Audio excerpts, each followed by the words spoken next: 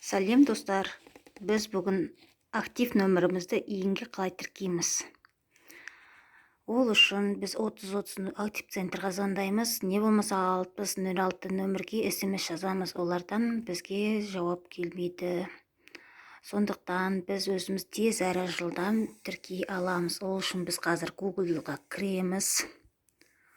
Google-ға жазамыз ағылшынша рек актив, рек нүкте актив нүкте kz деп жазамыз.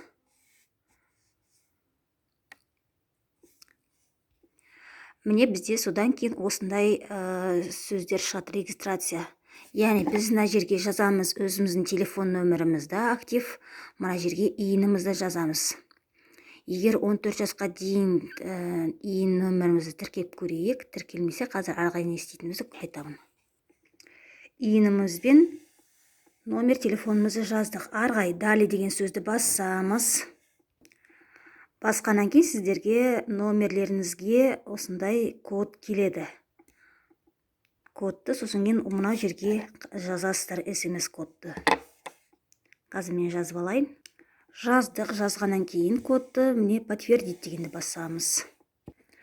Подтвердитті басқаннан кейін сіздерге мынандай смс келеді. Егер баланс 14 жасқа дейін толмаған болса, сізге өз атыңызға тіркеліңіз нөмірді деп солай келеді. Сол кезде сіздер қайдадан аласыздардағы жаңағы Google-ға кіресіздер.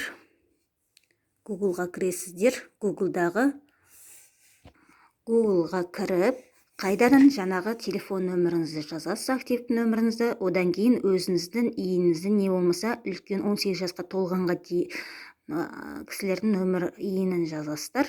Содан кейін далиді басасыздар. Далиді басқаннан кейін сіздерде тағы да смс код келеді. смс кодты басып сіздер солай тіркеле аласыздар. Одан кейін сіздерге актив центрден тіркеліңіз деп келеді.